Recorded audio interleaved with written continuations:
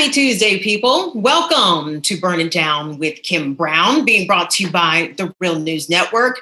I'm Kim Brown. I'd like to welcome you to the show. We've got a good one in store for you today. Of course, we would not be the Real News Network if we did not discuss the massive victory last night that happened in Bolivia with the MAS Party. March towards socialism, got the general election done. There's even talk of Evo Morales possibly even returning to Bolivia, though what his role in this new government is going to be is not quite clear. We have a wonderful conversation coming up with Professor Brett Gustafsson. He is a sociocultural anthropology professor at Washington University in St. Louis. Shout out to the 314. So that's coming up a little bit later in the show. But to lead off today's program, we have to talk about the looming eviction crisis. And I don't know for how many more months is this crisis going to loom over this country. Of course, we're dealing with the triple whammy of the COVID pandemic, the unemployment crisis, and the economy just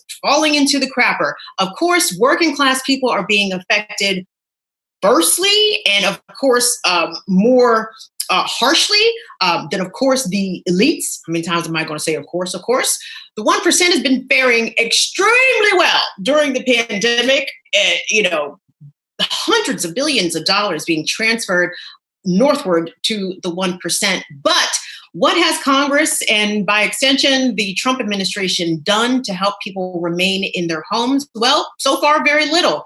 How's that stimulus check still lasting you? $1,200 several months ago probably was gone within a matter of weeks, and people have been really struggling despite some moratoriums on evictions being implemented locally, even from the federal level. How well have these policies actually helped to keep people housed in their homes and in their apartments? We have a great discussion coming up.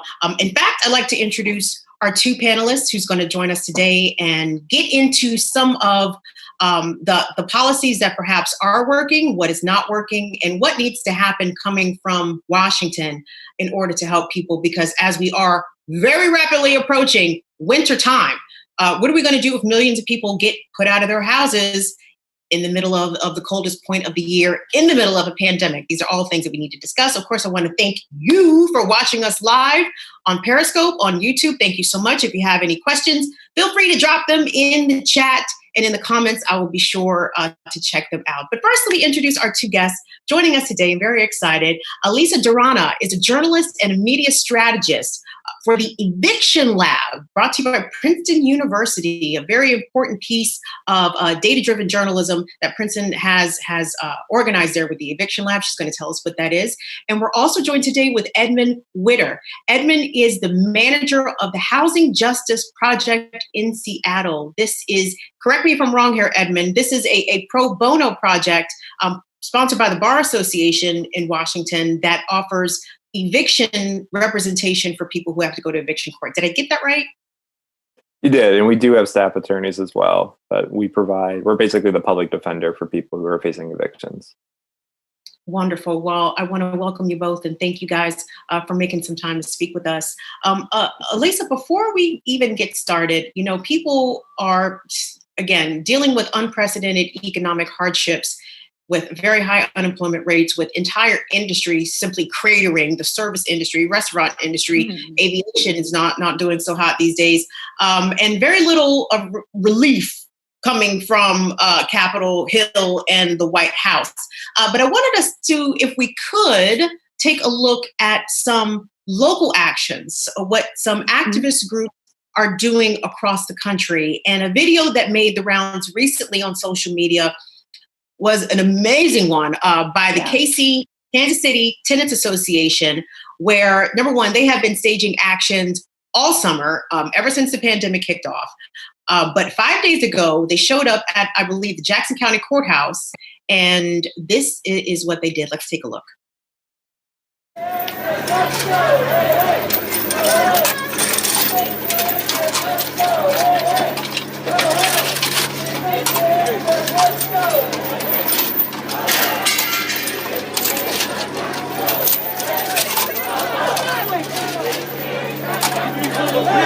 Go, go!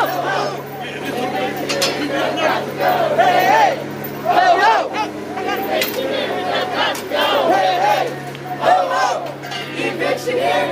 got to go. Hey, hey, ho, ho. Eviction hearings have got to go. Hey, hey, ho, ho. Eviction hearings have... No one should be evicted during a pandemic. This is not justice. This is not due process. This is violence. All evictions must end or people will die. Tenants in the room, this is not your fault. You deserve a decent home. You deserve shelter during the pandemic. You are not alone. KC Tenants has your back. Judge, great. You are complicit with every eviction you hear. You are making people homeless during a pandemic. You are killing people. It doesn't have to be this way. You have a choice. End evictions or people die. No one should be evicted during a pandemic. This is not justice. This is not due process. This is violence. All evictions must end or people will die. Tenants in the room, this is not your fault. You deserve a decent home. You deserve shelter during the pandemic. You are not alone. KC Tenants has your back. We got you. Judge Gray, you are complicit with every eviction you hear. You are making people homeless during a pandemic. You are killing people. It doesn't have to be this way. You have a choice. End evictions or people die. That video courtesy of the Twitter account KC Tenants, and just amazing displays of Black woman leadership right there. Alieza, let me come to you because first of all, the Eviction Lab by Princeton University, it collects data on evictions first and foremostly because this data is not collected by the government at all, certainly not at the federal level. What has the Eviction Lab noticed really since the onset of the pandemic? Have we seen patterns emerge or tell me what we're looking at in terms of right now?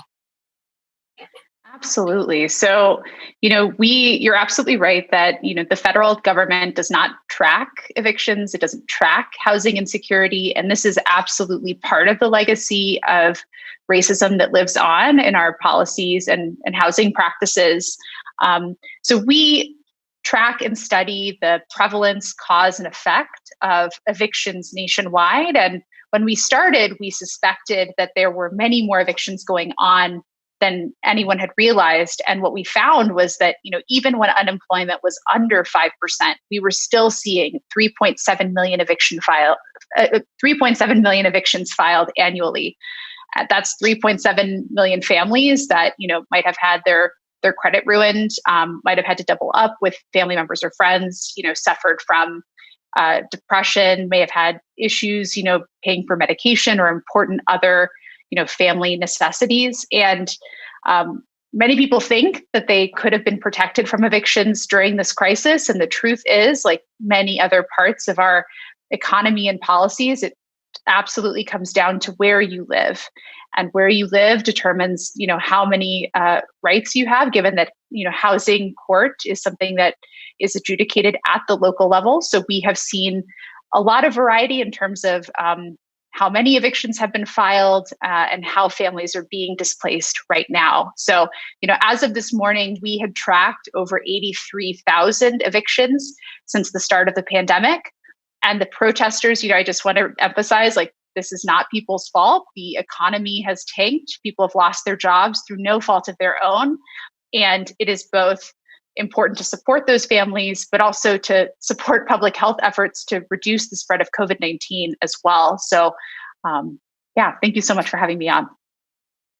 Oh, absolutely, Alieza. And then, to hear you echo the activist point about it's not your fault, at the onset of the pandemic and when it started to become clear that evictions were certainly going to rise in ways that we have not seen here in this country in quite some time, really it was a kind of a right shaming talking point like, oh, well, why didn't you prepare for a rainy day? Where was your emergency fund? In a country where most people live paycheck to paycheck, how come nobody asked Delta Airlines why didn't they save for a rainy day? Or ask Taco Bell, how come they didn't save for a rainy day? But they had their hands out when it was time to get some federal relief. And we have not seen similar relief enacted for working people. And it does not seem as though we're going to get any sort of legislation before either chamber of Congress before the election, which does not bode well for people.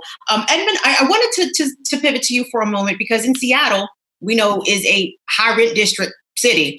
What have you observed from people who have been coming for your assistance to help fight evictions in court? But before you answer that, tell me, what is it like for people who show up to eviction court without legal representation? Well, I really, those are great questions. And I really want to echo what Alieza said about this has been like a long time coming. This has been a systemic issue. It's been a racialized issue for a very long time. And for people who are coming through the eviction court, it's traumatizing. And to kind of echo what Alieza was saying, where you live is a huge factor, and it's an understudied factor. I found this when I moved from New York City doing housing work in the Bronx, which was it's one of the poorest congressional districts in the country. And I moved to Seattle, and I was shocked that despite the fact that I thought this was a very progressive state, it actually had really backwards housing policies. And I would see evictions for one that I had a couple of years ago was as little for $2, which was a single Black woman who had children in Seattle in a white neighborhood who was relying on a Section 8 voucher. And she was being evicted from her home. And I was regularly seeing most people being evicted for less than a month of rent. And when we've done studies on this, we've shown that this is, most people fall behind, lose their home, even in normal times, for just one temporary issue. So a temporary unemployment, a medical issue, always tend to be the precursor before somebody comes to us. So we're seeing them at the sort of the peak of when they are at their lowest point, where they're the most vulnerable and they're just trying to figure out what to do.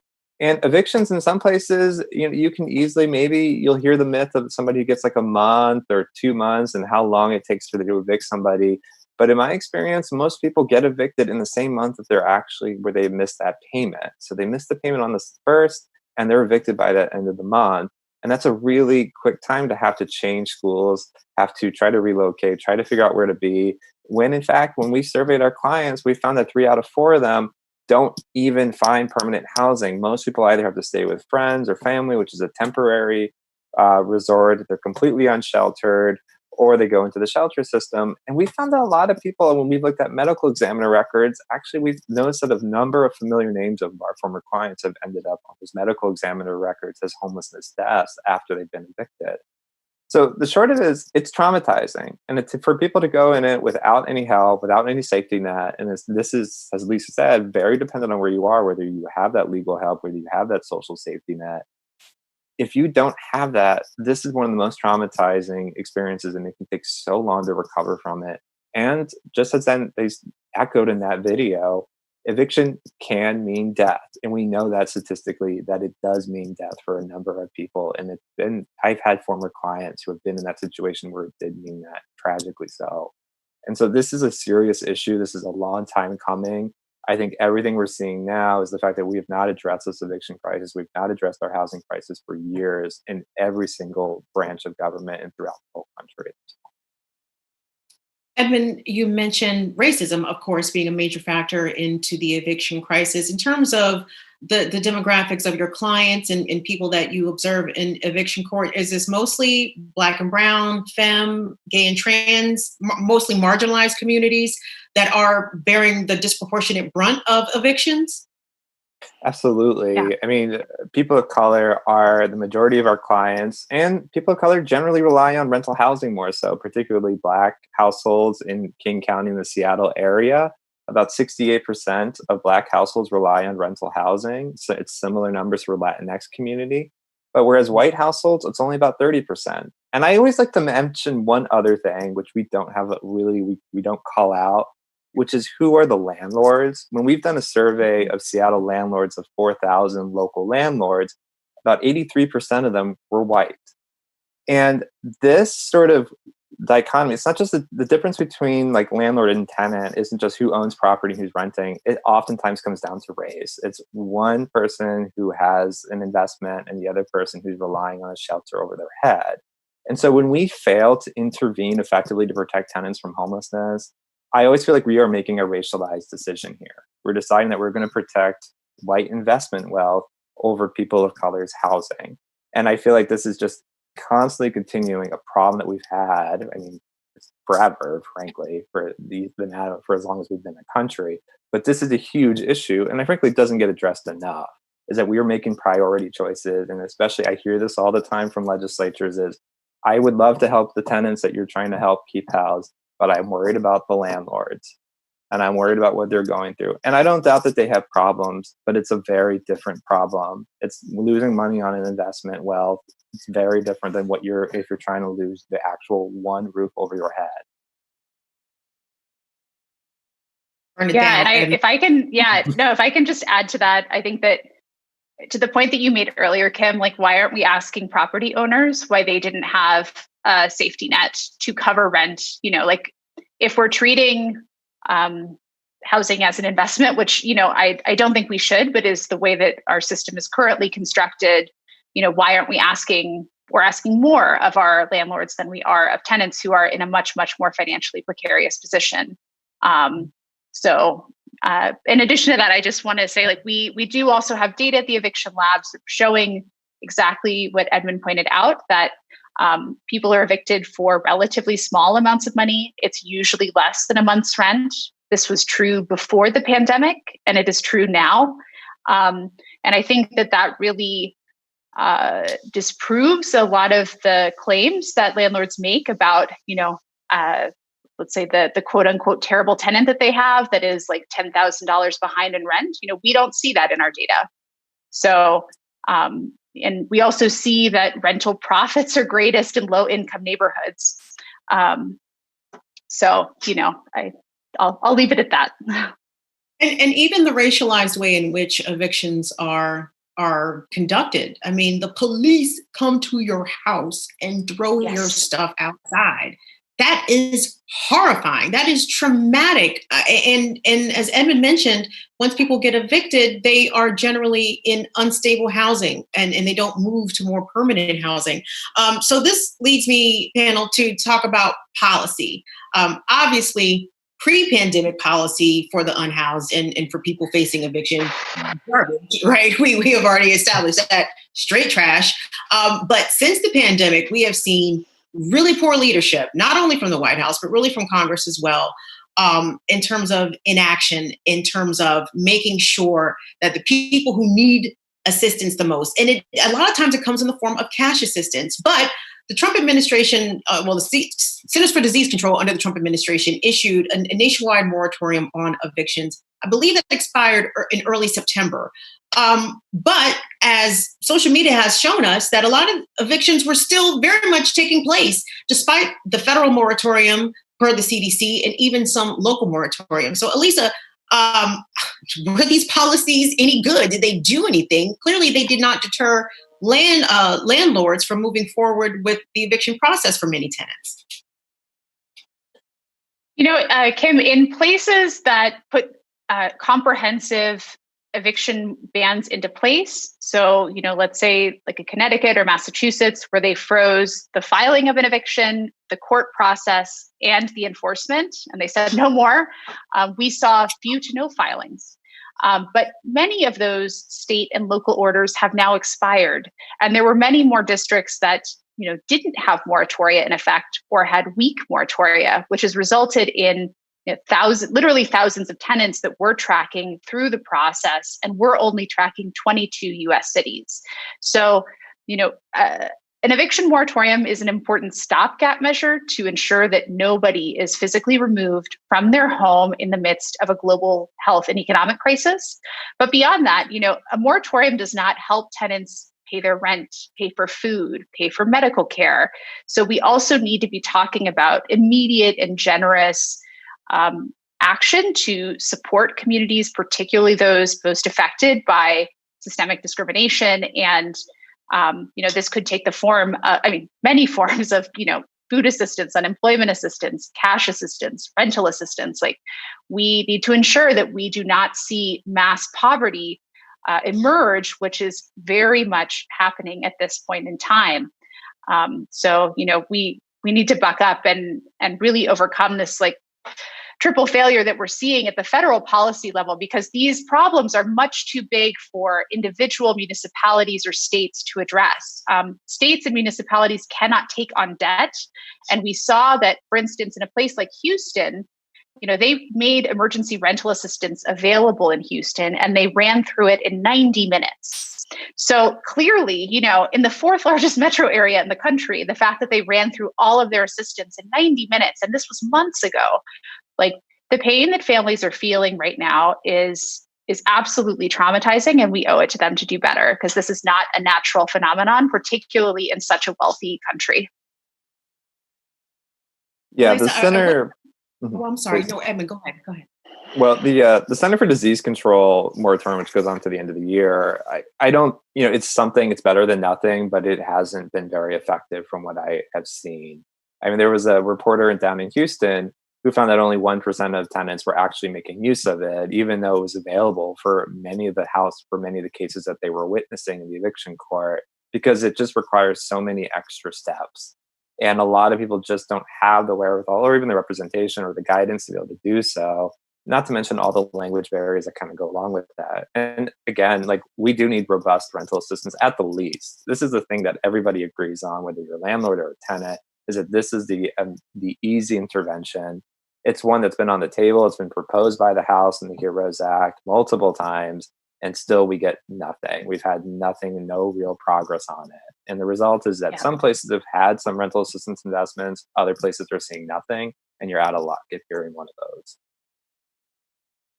How did the moratorium policies work in Washington State, in your opinion, Edmund? Well, I mean, we have one of the stronger ones, fortunately. The governor has been really taking a lead on it, and we have one to the end of the year, and we also have another one that the Seattle mayor also passed as well. So there's like a decent amount of protections. We've seen loopholes in them. They've been exploited where it's been necessary, but they have at least slowed down the number of evictions. I mean, since April, we do our own tracking. We've seen about 120 evictions that have been filed. About half of those are for behavior, half of those are for other reasons. Maybe the landlord's selling the property or trying to move in personally. And especially in that latter category of the landlord selling or trying to move in, we've noticed a lot of just straight up fraud, where the tenant moves out saying, okay, I know you can evict me because you want to sell the property, but then the landlord just re-rents the property right out again. But ultimately, the moratorium has often criticized is it's as good as the protections you're going to have at the end of it. So what is our glide path getting to a situation where we're not going to see a lot of people being evicted when that moratorium lifts? And still, there's not a solid plan yet. And I think we still need to really get our heads together. We need that federal intervention, because that's really the only place that's going to come from, in the form of rental assistance or other types of interventions, if it's necessary to go further than that, if we don't see the money coming through. Alieza, we know that the Eviction Lab keeps a scorecard, a report card on the states that are handling this crisis better and not so great. Who is doing best and worst, at least according to your data? Oh boy. I mean, right now, more states are doing poorly than not. So, at the start of the pandemic, we quickly scrambled to create sort of a rubric so that communities and journalists and policymakers could understand what protections people do and do not have as a result of these state and local moratoria. And at this point, Washington, D.C., Minnesota, Washington State, Oregon, and Connecticut are doing relatively better. But the key is relatively, if I think that states have in certain circumstances stalled the court process, but that doesn't necessarily mean that tenants aren't facing pressure by their landlords. Our data do not capture illegal or informal experiences of eviction because it's hard to study a legal phenomenon. But from surveys, that we've done, we've estimated that illegal and informal evictions are likely to occur at double the rate of the legal evictions that occur. So, we're absolutely concerned about, immigrant, undocumented, and other communities that might be disproportionately at risk for these types of experiences, as unjust as that is. So, of course, we're in the middle of a pandemic that is escalating in many states across the country. At the same time as this eviction crisis is also seeming to spike in a lot of places as well.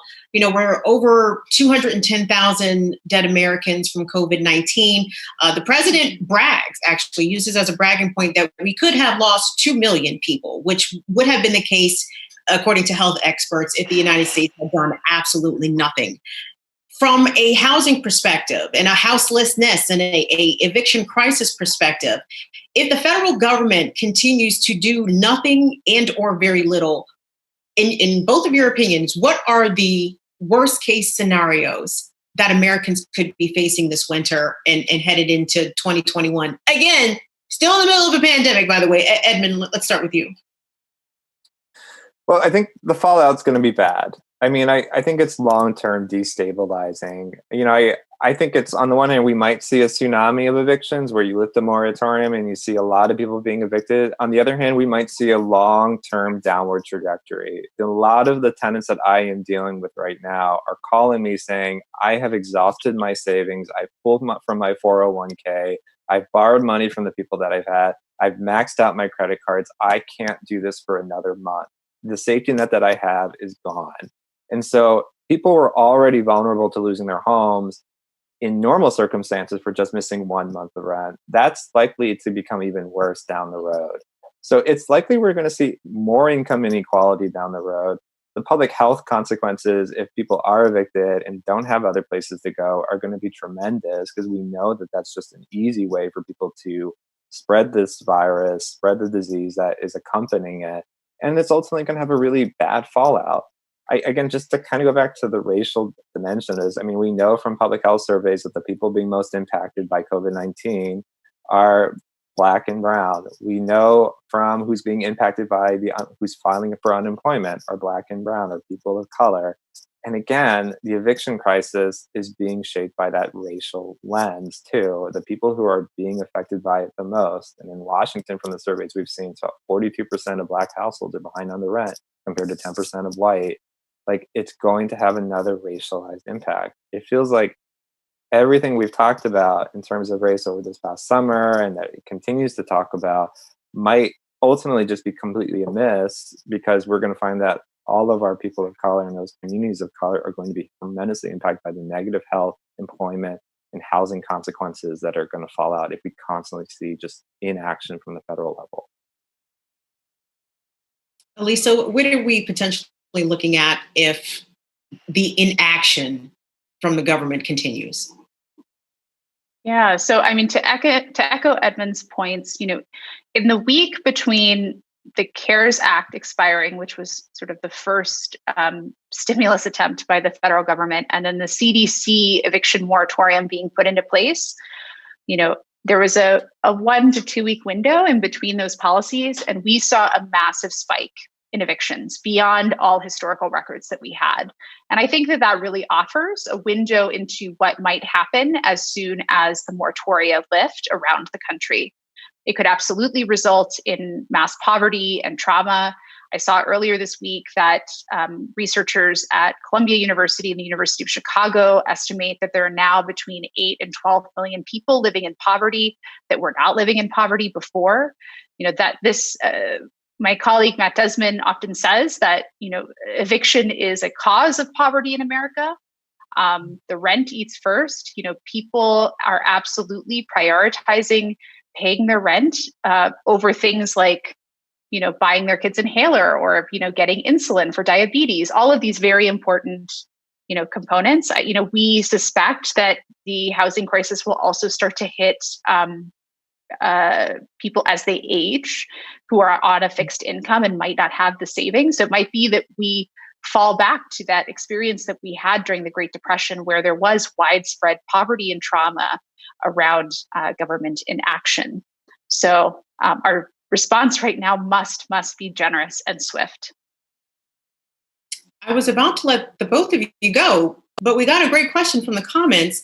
Kat Terrell asks, aren't most evictions coming from corporate or bank owners and multi-apartment housing? I guess talking about the big corporate renters. I think you both actually probably know something about this. Who is driving most of these evictions from the landlord side? So we do actually see that large landlords are more likely to evict people than like small mom and pop landlords. And we've also seen, for instance, that because predatory loans during the early 2000s targeted Black and Latinx communities unfairly, there was a massive loss of wealth and also massive loss in our housing stock around the last recession. What that means is that there are now fewer affordable and low income units than ever before. They are increasingly controlled by large property owners. And often we see large property owners also use the housing court to collect rent.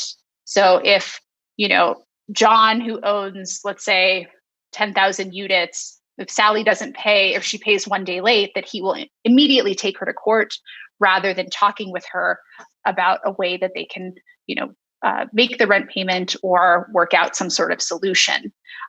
So we call this sort of serial evicting when we see a landlord and tenant pair show up multiple times in court. But often these days, landlords are using the housing court system, which is taxpayer funded, by the way, to try and collect rent.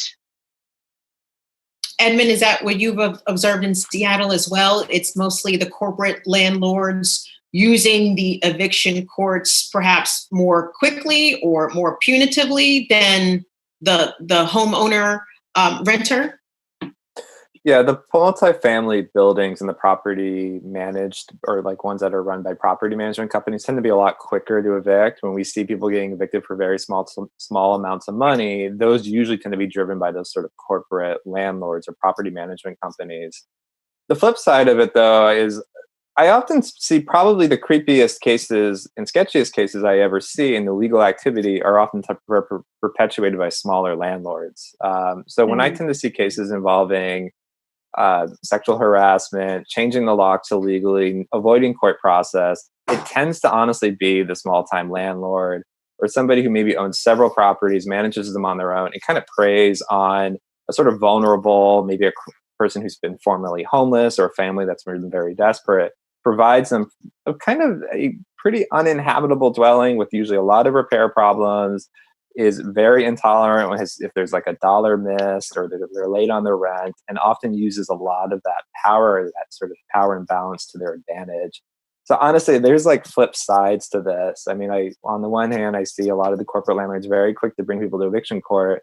On the other hand, when I see a lot of illegal activity, it tends to be more perpetuated by that small-time landlord more often, who maybe doesn't know the law or does know the law and just doesn't care because they get away with it.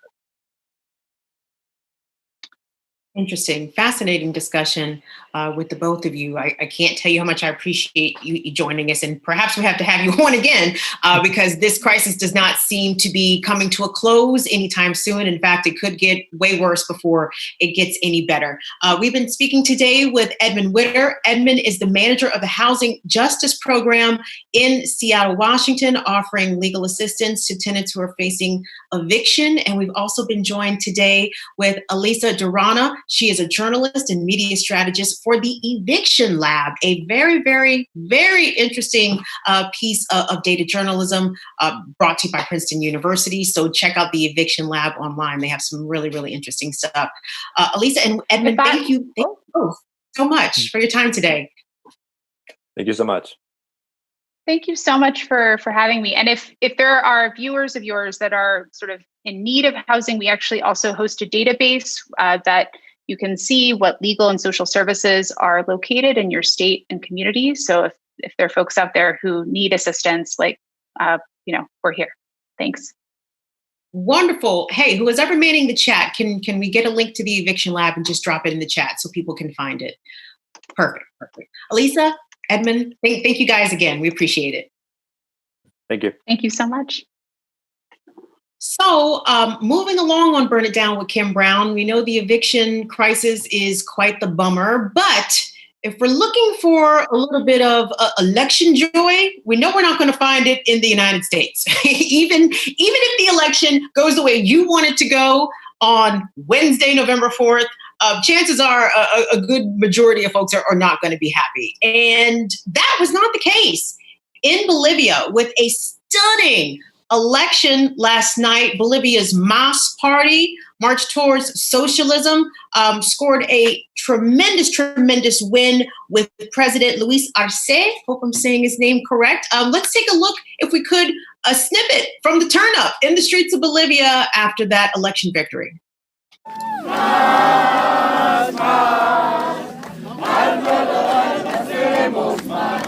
Más, ya somos más, a someternos nunca más.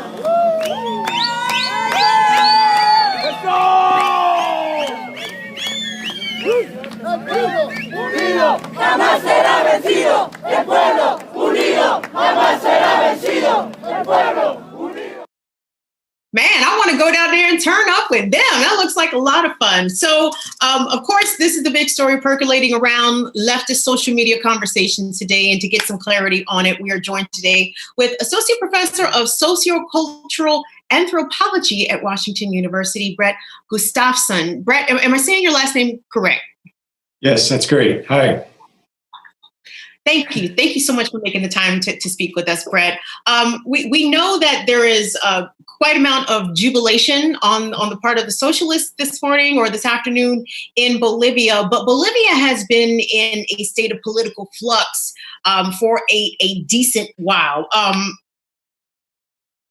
do not know enough about Bolivia to contextualize what we are witnessing there. So if you could help us out. So take us back, if you could, to, let's start with the election of Evo Morales and figure out how we arrived from there to where we are right now. Right. Well, great. First of all, thanks for having me. It's a long story. Probably go back 500 years or so. I'll try not to do that. But Evo we Morales. Have time. Okay. Well, Evo Morales was first elected in 2005. Took office in early 2006. Was reelected 3 times, 4 times if you count an effort by the right wing to overthrow him in a referendum vote. He just kept winning. And he kept winning because he had massive popular support, unprecedented levels of electoral support that we haven't seen anywhere in Latin America in the history of democratic elections in Latin America. And the reasons for that support are multiple, but he was, at least in a simple perspective, he was someone who finally represented the majority of the people. And his policies promised to address poverty in ways that previous governments, all led by lighter-skinned Bolivian elites, had never managed to do, despite being really blessed with abundant natural resources. Bolivia's leadership has pretty much overseen the export of wealth for, without exaggeration, 400 or 500 years. Bolivia routinely, when I first started studying Bolivia in the early 90s, routinely was sort of first thing you learned, the poorest country in Latin America, the poorest country. Despite having massive amounts of silver that went to Spain, massive amounts of tin that went to the United States, other minerals, oil that also went to the United States. And finally, in the late 1990s, that whole sort of model of exporting wealth sort of imploded.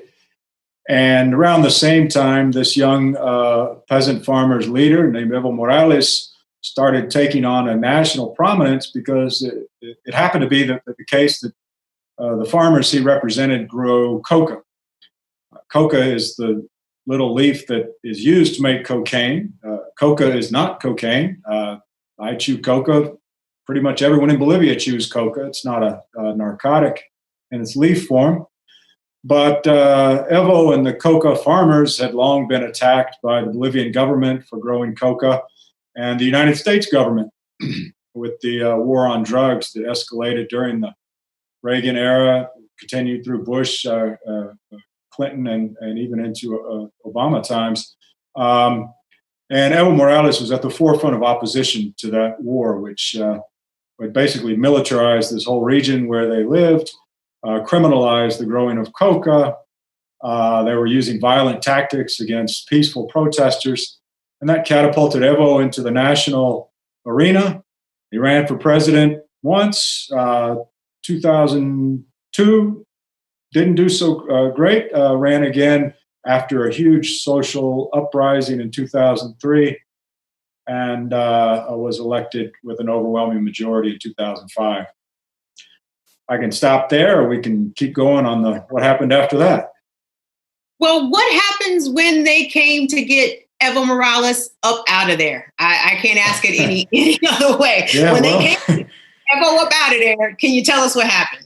Well, they actually came for him several times. The first few years he was in office, he confronted a very staunchly racist and reactionary right wing that was backed by these big farmers in eastern Bolivia. At one point, somebody, it's always disputed what really happened, but somebody hired a group of mercenaries to come in from the Balkan region, apparently to try to assassinate him. Again, that story is disputed, but that's what it certainly looks like from the facts. He lasted through all of that, largely because he was able to manage a lot of competing interests. And he was able to do that because the country had been exporting natural gas, and the revenue from those exports was being pretty wisely managed, unlike previous governments that either stole it or let it leave the country. Evo reinvested it. There's a lot of public spending, addressed poverty, a lot of what are called cash transfers to the poor, to expectant mothers. And this is why he kept getting elected.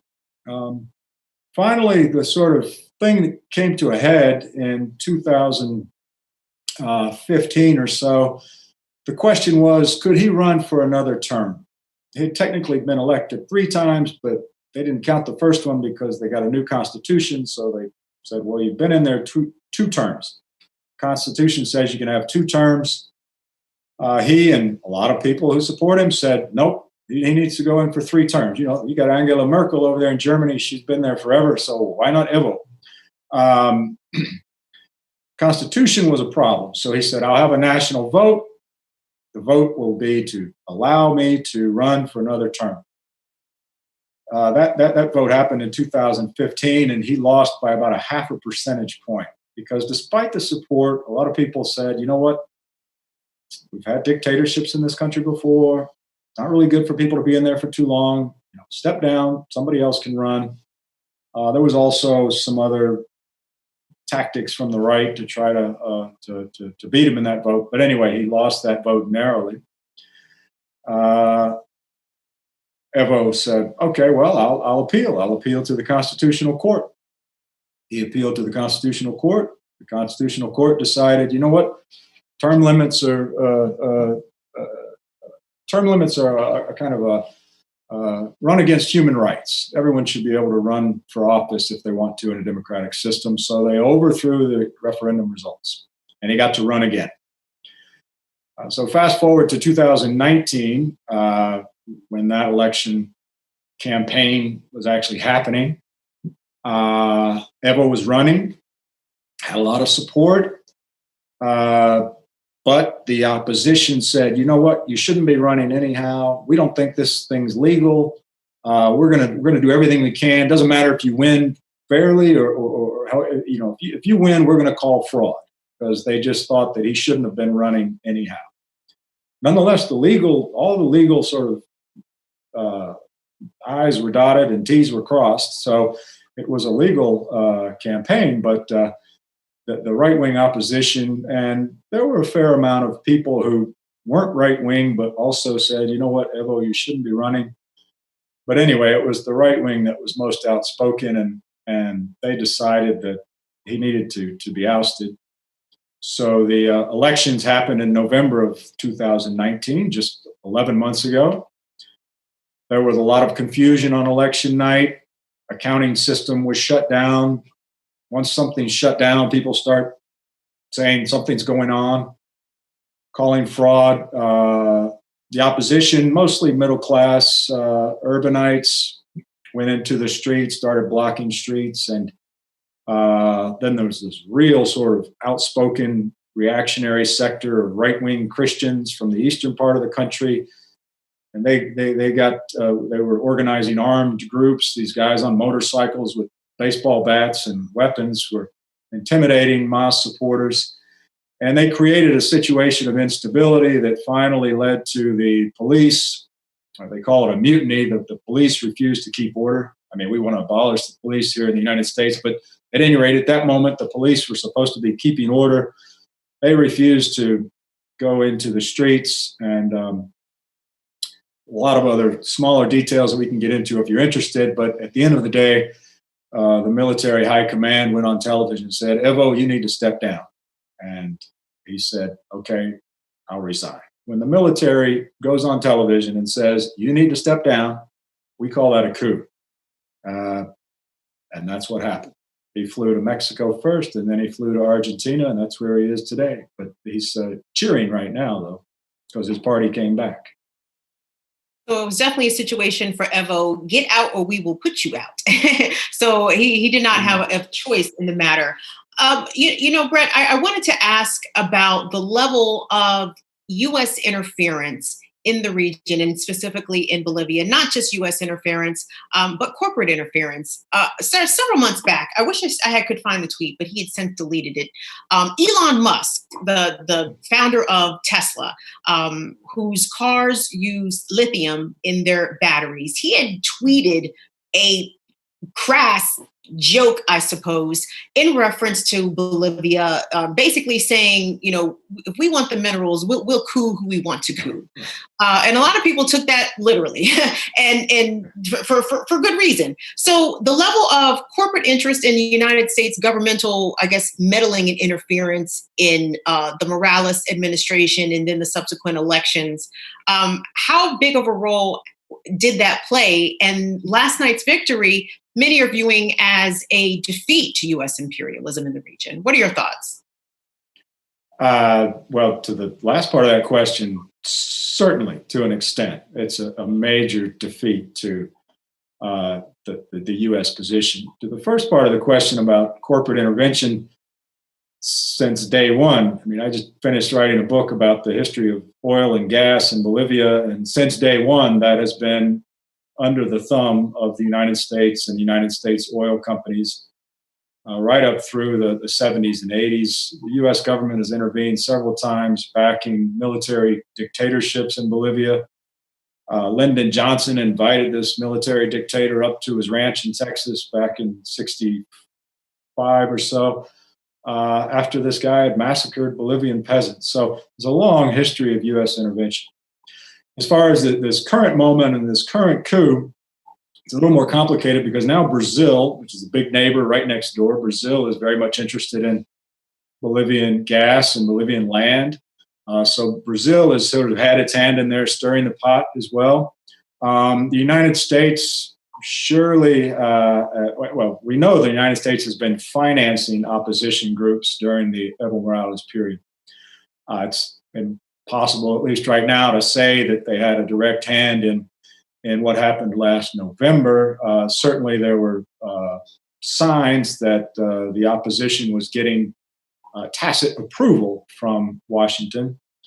But we may not know anytime soon whether or not there were explicit sort of, you know, back in the 70s, what would happen is a CIA guy would go and deliver a suitcase full of money to a general and say, here, distribute this to your men, bring them out with their guns, and we're going to overthrow somebody. It's quite literally how it happened. But this past time is just really more complicated. There was more popular discontent. the Bolivian right wing is certainly capable of overthrowing somebody without external support. This question of lithium is a big one. People really got hyped up about that Elon Musk was behind. It was a lithium coup. Certainly, a lot of people have their money on the potential wealth that can be made by controlling lithium, but there's no real evidence that Elon Musk was involved. I mean, he's kind of a jerk anyhow, so maybe he's just saying something silly to be Elon Musk. But could be, but he's too much of a villain. Like I believed him, you know. Like this is kind of believable coming from you, Elon. I'm not going to put this past you.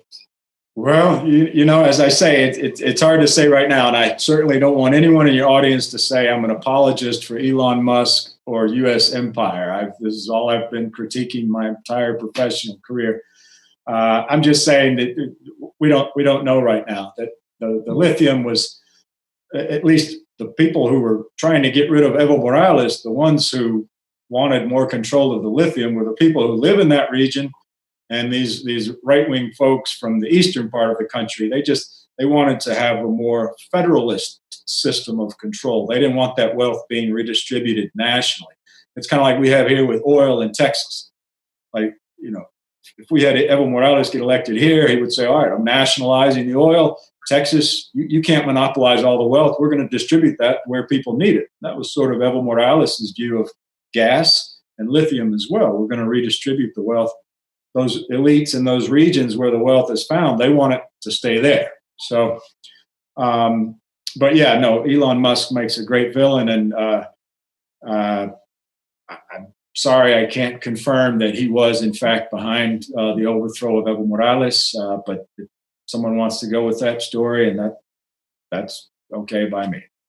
I'm sure it'll be declassified in about 3 decades from now. We'll right, find out. Maybe I'll be proven wrong. So I'll be happy to be proven wrong.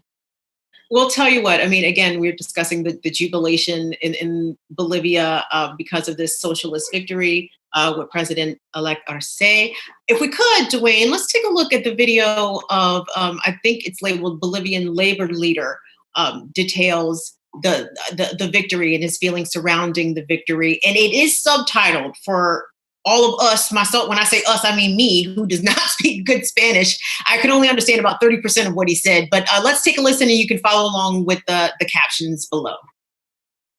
Bueno, lo que nosotros estamos pidiendo para estas elecciones es unidad sobre todas las cosas. Dentro de las diferencias tiene que haber las coincidencias. El pueblo no se puede dar el lujo de perder el día de hoy. Por eso nosotros vemos como clase obrera, tenemos que construir Bolivia. Han destrozado la minería, han destrozado hidrocarburos, todo el aparato productivo muerto con este gobierno de facto. Ahora nos va a tocar conjuntamente Lucho, conjuntamente David, el pueblo, las organizaciones sindicales y sociales y el pueblo en su conjunto, vamos a reconstruir Bolivia. If you could talk to us about the coalition that helped to push President-elect Arce to victory between the labor movement, the workers, the indigenous movement happening in Bolivia. What kind of forces were at work to deliver this election victory? Well, exactly as you described them, there's a combination of indigenous organizations who are people who live primarily by agriculture, different organizations across the country, from the Andes and the high Andes to eastern Bolivia to the lowland, more tropical parts of the country. So a lot of indigenous organizations, a lot of what are called peasant and farmer organizations who may or may not identify themselves as indigenous, but are certainly working class agricultural workers who may have small plots of land.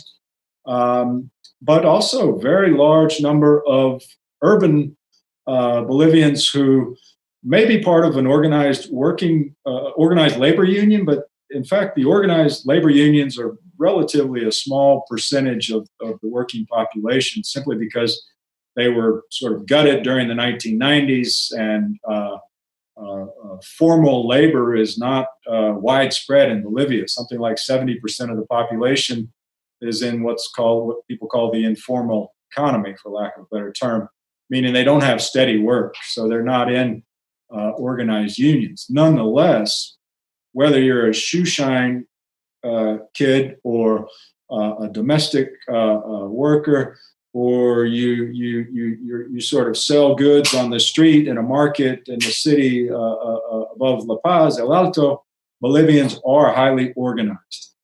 And they certainly recognize that over the past 14 years that Evo has been in office, he did more to basically inject money into the economy and sort of lifted people out of poverty.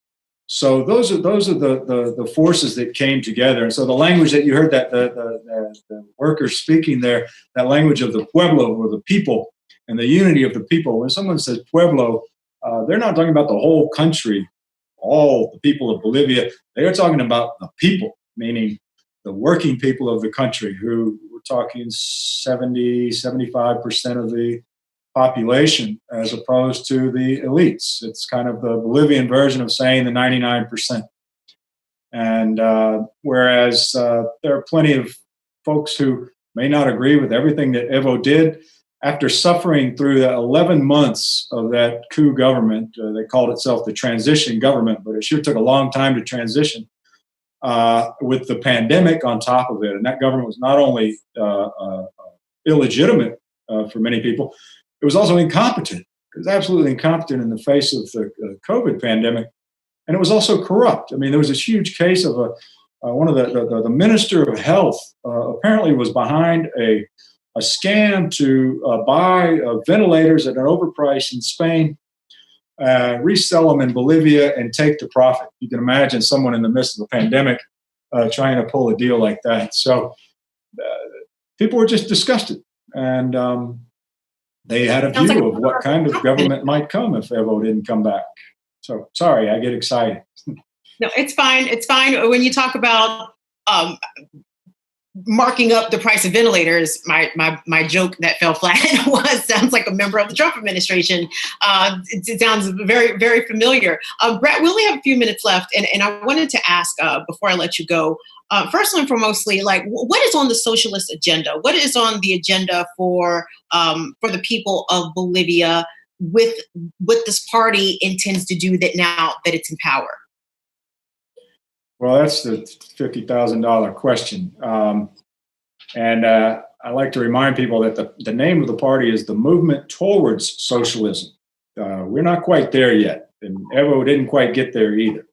So ideally, what we will see would be a continuation of the government taking a significant role in economic distribution, maintaining control over strategic industries like gas, lithium, the utilities, doing so without corruption and with frugal management of those assets, and also moving forward with a health program for the entire country that was opposed by the doctors. And it was sort of like the United States. We're in this trying to put through basically the Bolivian version of Medicare for all, and the doctors were opposed to it. So that's on the agenda. One of the contentious areas is the question of the environment, because the policies that Evo used to try to deal with poverty also relied on exporting natural gas. And we know exporting and mining, extracting lithium is not going to be a clean business either. So you've got a lot of potential contradictions between using those industries for bettering the lives of people, but also the ecological consequences. Same thing with agriculture in the East. Evo sort of made a deal with the big farmers to allow GMOs to come in. There's a lot of critique of that and saying, look, we can't keep promoting big, large-scale agriculture. If we're going to have a revolutionary economy, we're going to need to restructure the agricultural system to create more jobs and do less damage to nature. So all of these issues are going to be challenges for Evo going forward. All right. I should also mention that, do I have time? Yes, go ahead. Just briefly, one of the other challenges is a growing problem that affects the entire world, but Bolivia and Latin America is really perverse turn toward violence against women. And there are a lot of arguments about why this is the case, but this is another area in which Evo and the MAS have been accused of not doing enough. So hopefully in the next period, we're going to see a lot more action on that, and a lot more action on sexual rights, rights to abortion, and sexual freedom. These are big challenges in a country where the Catholic Church is really strong. Thank you very much for making that final point. That was extremely important. And perhaps we could have you on again in the future to sort of delve into the complexities and the challenges surrounding women's sovereignty, body sovereignty in countries like Bolivia and other places where, well, I can put America into that category too, can I? Where the government seems to want to have a large say over what women do with their bodies, but that's another conversation. But thank you very much for this conversation, Professor. I have certainly learned a lot. I hope everybody watching has learned a lot. We've been speaking with Brett Gustafson. Is it good? Can you say what's the emphasis on? How do I say your last name properly? I think that's the authentic way to say it. The way that we were raised saying it was Gustafson, but I'll go with either one. Okay. We've been speaking with Professor Brett Gustafson. He teaches sociocultural anthropology at Washington University in St. Louis, Missouri. Brett, thank you so much for making some time to join us and to bring us up to speed on the events in Bolivia. We appreciate it. Thank you, Kim. This was great. Fantastic. All right, guys, that does it for our Tuesday edition of Burn It Down. So here's the deal. I need you to do a couple things. I need you to like and subscribe. I said like and subscribe. Thank you very much to the channel. We also do this in podcast form. So if you want to check us out on iTunes, Spotify, Google Play, wherever you consume your podcast, it is available for you to do that as well. And don't forget, the last presidential debate is on Thursday. Who knows how it's going to go, but we will break it all down for you for Burn It Down on Friday. And we'll have a good panel to discuss it and mock it properly. So please be sure to join us on Friday for Burn It Down with Kim Brown. Thank you all so much for watching, and we'll see you next show. See you later. Bye.